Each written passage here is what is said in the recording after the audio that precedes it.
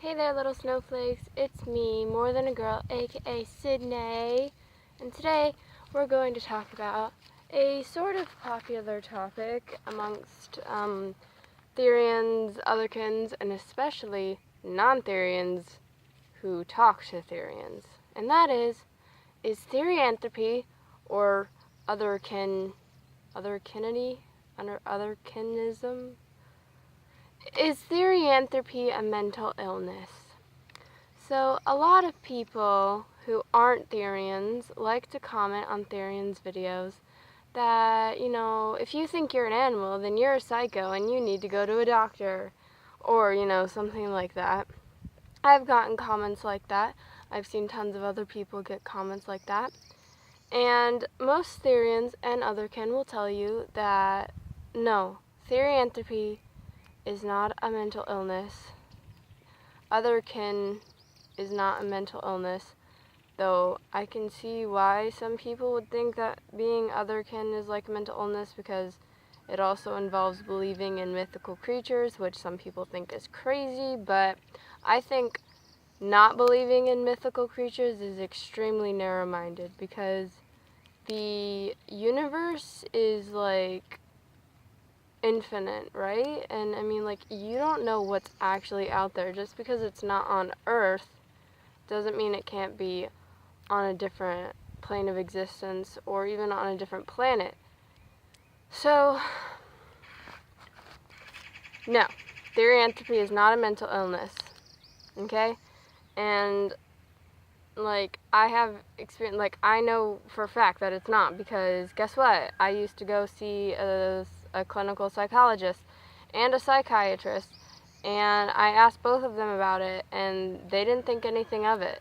They said, you can believe whatever you want to believe, it's fine. The thing is, for something to be a mental illness or mental disorder, it has to negatively affect the way you live your life. So it has to, like, interfere with functioning normally.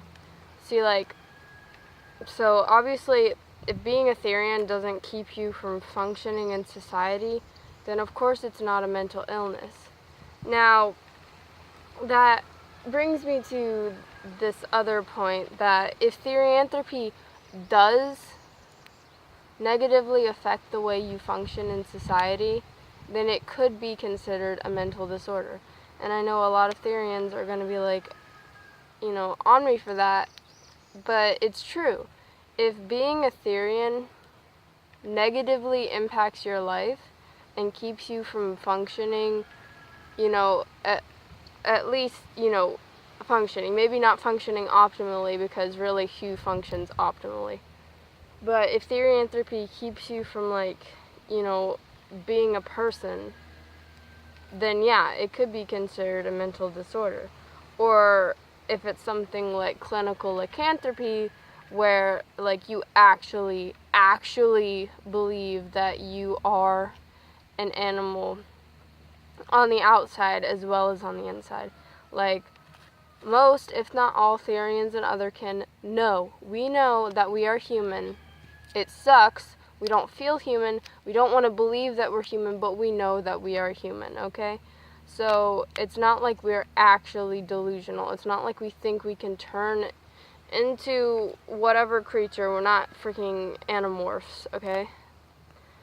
But, I mean, there are people out there, I guess there's, like, a community of people who believe that in, like, physical shifting.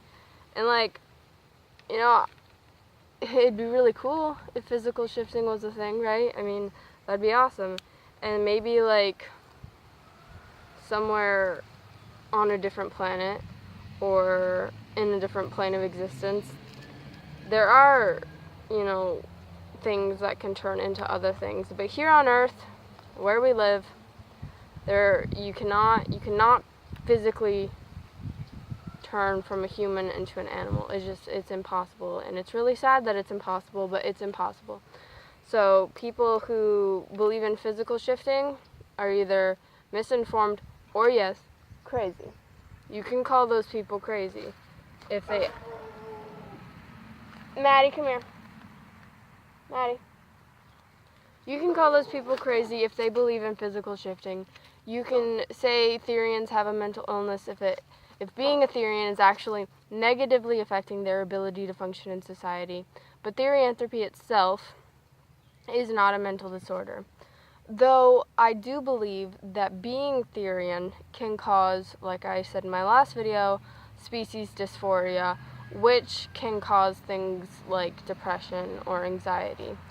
But Therianthropy itself is not a mental disorder. It's not a mental illness. And, you know, I've asked my doctors about this. People have asked their doctors about this.